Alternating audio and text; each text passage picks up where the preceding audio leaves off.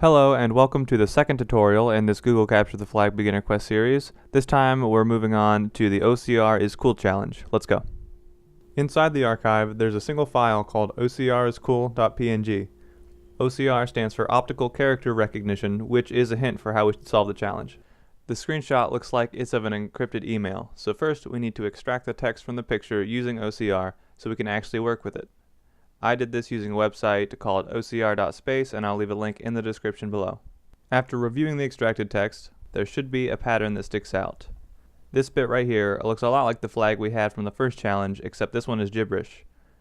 This is because it's encrypted, but using what method? Since the format is still recognizable, 3 capital letters and then text wrapped in curly brackets, we can assume it uses some sort of letter substitution method such as the Caesar cipher. To decode it, you can use any online decoder, or for a fun project, you can make your own. We don't know the key that was used, so we can just go through all the iterations until the text becomes legible. For me, my final output was still not fully correct, and when I reviewed the encrypted flag, I noticed that some of the lowercase l's were being interpreted by the OCR as uppercase i's. A quick replace using Python, and the full flag can now be revealed. Alright, that's it for this one.